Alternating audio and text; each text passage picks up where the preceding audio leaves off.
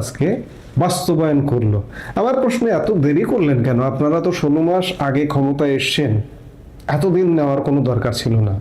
এত তদন্তের নাটক, এত হিয়ারিং এর নাটক, এগুলো দরকার কি ছিল? 3-4 মাস সময় নিয়ে রায় ঘোষণা করে দিতেন, খেলা শেষ হয়ে যেত।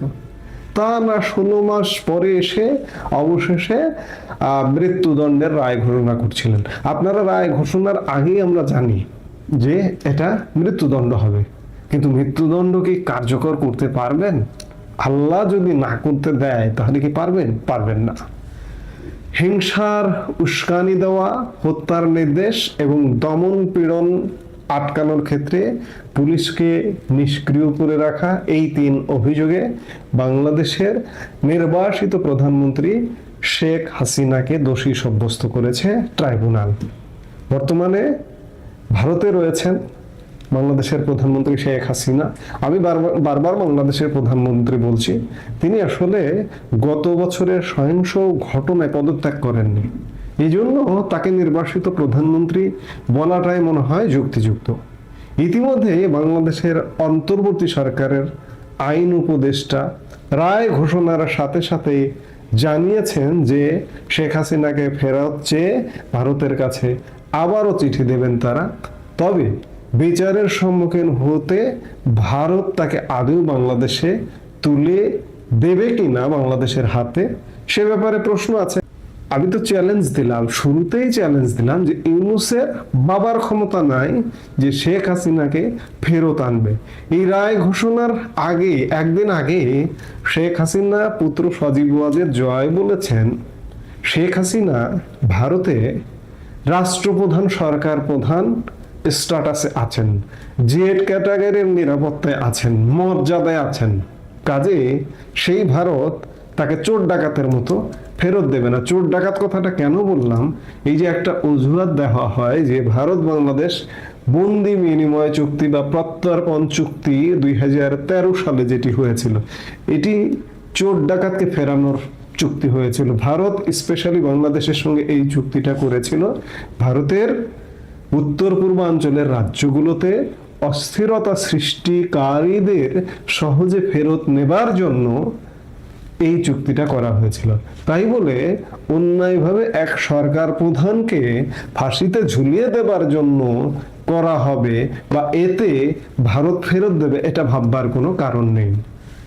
ভারত এবং বাংলাদেশের মধ্যে একটি বন্দি প্রত্যর্পণ চুক্তি রয়েছে।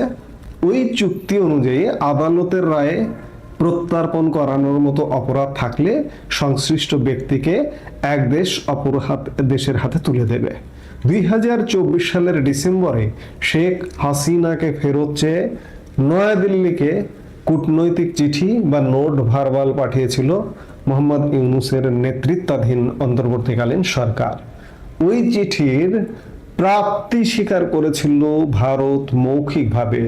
বিদেশ মন্ত্রকের মুখপাত্র রণধীর জয়সওয়াল মৌখিকভাবে জানিয়েছিলেন শেখ হাসিনার প্রত্যর্পণের বিষয়ে বাংলাদেশের একটি চিঠি তারা পেয়েছেন। কিন্তু ডিসেম্বর টু নভেম্বর, প্রায় 1 বছর হতে চলল, আজ পর্যন্ত ভারত কিন্তু লিখিতভাবে সেই চিঠির উত্তর দেয়নি। এবং সেই সময় রণধীর জয়সওয়াল বলেছিলেন যে এই বিষয়ে কোনো মন্তব্য এখনই করা যাবে না। বিদেশ মন্ত্রক সূত্রে জানা গিয়েছিল আগে এই চিঠির বৈধতা যাচাই করতে চায় নয়াদিল্লি। কোন দেশের অন্তর্বর্তী সরকার যা জনগণের ভোটে নির্বাচিত নয়, এমন একটি সরকার অন্য রাষ্ট্রের নির্বাচিত সরকারের কাছে কোনো রাজনৈতিক নেতার প্রত্যর্পণ চাইলে আইনি দিকগুলা খতিয়ে দেখা প্রয়োজন। এবং রণধীর জয়সওয়াল সেই সময় প্রশ্ন তুলেছিলেন যে বাংলাদেশের মতো একটি অন্তর্বর্তীকালীন সরকার ভারতকে এমন একটি চিঠি দিতে পারে কিনা, তিনি মৌখিকভাবে বলেছিলেন। একই সাথে এই যে চলতি বছরের অক্টোবর মাসে শেখ হাসিনার প্রত্যর্পণ বিষয়ে ফের নিজেদের অবস্থান স্পষ্ট করেছিল ভারত। বাংলাদেশি কূটনৈতিক সাংবাদিকরা ভারতের পররাষ্ট্র মন্ত্রণালয় ভিজিট করতে গেলে ভারতের বিদেশ সচিব বিক্রম মিস্ত্রি সে সময় জানিয়েছিলেন এটির সঙ্গে আইনি বিষয়ে জড়িত আছে, উভয় দেশের মধ্যে তা নিয়ে আলোচনা হতে পারে। তিনি আরো বলেন যে আমি শুধু এটুকুই বলতে পারি যে এটি একটি বিচার বিভাগীয় এবং আইনি প্রক্রিয়া, এর জন্য দুদেশের সরকারের মধ্যে আলোচনা এবং পরামর্শের প্রয়োজন রয়েছে। আমরা বিষয়টি খতিয়ে দেখছি এবং এই বিষয়গুলো নিয়ে আমরা বাংলাদেশের কর্তৃপক্ষের সঙ্গেও একসঙ্গে কাজ করার জন্য তৈরি। বন্দি বিনিময় চুক্তির মধ্যে থাকা বেশ কয়েকটি শর্তের জন্যই ভারত শেখ হাসিনাকে ফেরাতে বাধ্য নয় বলে বিশেষজ্ঞ মত। বাংলাদেশের সঙ্গে বন্দি বিনিময় চুক্তিতে এমন কিছু শর্ত আছে যে শর্তগুলোর কারণে ভারত শেখ হাসিনাকে বাংলাদেশে ফেরাতে বা এই অর্ডার মানতে বাধ্য নয়। সোমবার আন্তর্জাতিক অপরাধ ট্রাইব্যুনাল যে রায়টি দিয়েছে, এই রায়ে বাংলাদেশের নির্বাসিত প্রধানমন্ত্রী শেখ হাসিনার প্রাণ সংশয়ের সম্ভাবনা রয়েছে। তাই ওই চুক্তিতে থাকা নিয়ম অনুসারে ভারত শেখ হাসিনাকে প্রত্যর্পণ করতে বাধ্য নয়। এমনকি ভারতের সাথে বাংলাদেশের বন্দি বিনিময় চুক্তি শুধু না, ইন্টারপোল যদি কোনো আসামিকে ফেরত চায় কোনো দেশের কাছ থেকে ইন্টারপোলের মাধ্যমে, এবং ইন্টারপোলের শর্তের মধ্যেও এমন বলা আছে যে যদি প্রাণ সংশয় থাকে কিংবা রাজনৈতিক বন্দী হন কিংবা ষড়যন্ত্রের যদি কোনো আভাস পাওয়া যায়, তাহলে ইন্টারপোলও কিন্তু এরকম বন্দীকে বা এরকম আসামিকে ফেরাতে বাধ্য নয়। 2013 সালে ভারত এবং বাংলাদেশের মধ্যে বন্দি বিনিময় চুক্তি স্বাক্ষরিত হয়। তখন প্রধানমন্ত্রী ছিলেন মনমোহন সিং নেতৃত্বাধীন ইউপিএ সরকার, অন্যদিকে ঢাকার মসনদে শেখ হাসিনাই ছিলেন। সেই চুক্তিতে বলা হয়েছিল আদালতের রায়ে প্রত্যর্পণ করার মতো অপরাধ করে থাকলে সংশ্লিষ্ট ব্যক্তিকে এক দেশ অপর দেশের হাতে তুলে দেবে। এই বিষয়ে সবিস্তারে ব্যাখ্যা দিয়ে বলা হয়েছিল ন্যূনতম 1 বছরের জেল হতে পারে, এমন অপরাধ করে থাকলে সেই ব্যক্তিকে প্রত্যর্পণ করা হবে।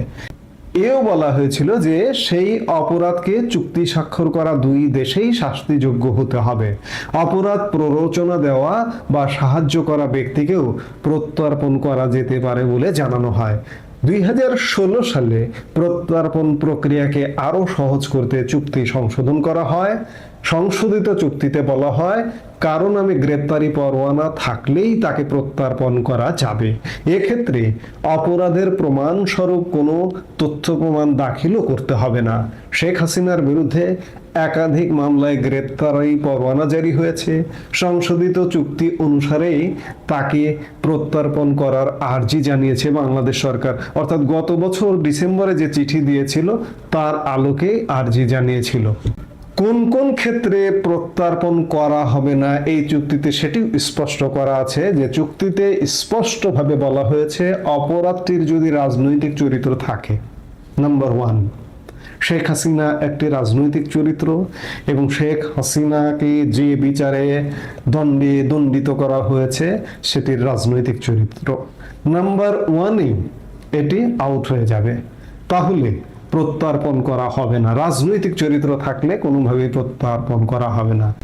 খুন, গুম করা এবং অত্যাচার রাজনৈতিক অপরাধের তালিকায় রাখা হবে না বলেও চুক্তিতে বলা হয়েছে। শেখ হাসিনার বিরুদ্ধে অবশ্য খুন, গুম, অত্যাচার এগুলো অভিযুক্ত করা হয়েছে। চুক্তির সবচেয়ে গুরুত্বপূর্ণ দিক হলো সেখানে স্পষ্টভাবে বলা হয়েছে যে বিচারের নেপথ্যে যদি সৎ কোনো উদ্দেশ্য না থাকে তাহলে ভারত বা বাংলাদেশ সংশ্লিষ্ট ব্যক্তিকে প্রত্যর্পণ করবে না। সৎ উদ্দেশ্য আছে, বাংলাদেশের একটা শিশু, নিরপেক্ষ শিশু বোঝে যে এটি অসৎ উদ্দেশ্য। শেখ হাসিনাকে প্রত্যর্পণ না করার জন্য এই চুক্তিগুলো খাড়া করতে পারে ভারত। শেখ হাসিনা নিজেও বরাবরই তার বিরুদ্ধে রাজনৈতিক প্রতিহিংসামূলক আচরণ করা হচ্ছে বলে অভিযোগ তুলেছেন। বিচারের নামে প্রহসনের অভিযোগও তুলেছেন তিনি।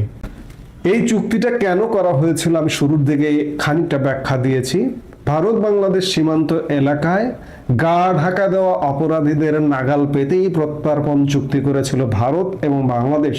বিশেষ করে ভারতের এখানে বিশেষ আগ্রহ ছিল সেভেন সিস্টার্সকে অস্থির করা বিচ্ছিন্নতাবাদীরা বাংলাদেশে ঘাপটি মেরে লুকিয়ে থাকে বা থাকতে পারে বিধায় ভারত তাদেরকে ফেরত নেবার জন্যই এই চুক্তিটা করা হয়েছিল। সেই সময় অর্থাৎ 2013 সালে উত্তর পূর্ব ভারতে অশান্ত পরিস্থিতি সৃষ্টি করার পরিকল্পনা নিয়ে বেশ কয়েকজন উগ্রপন্থী বাংলাদেশে আশ্রয় নিয়েছে বলে গোয়েন্দা সূত্রে খবর পাওয়া গিয়েছিল। আবার বাংলাদেশের সীমান্তবর্তী ভারতের রাজ্যগুলোতে জামাতুল মুজাহিদিন বাংলাদেশ বা জেএমবির সদস্যরা ঘাঁটি গেড়েছে বলে খবর মেলে। উভয়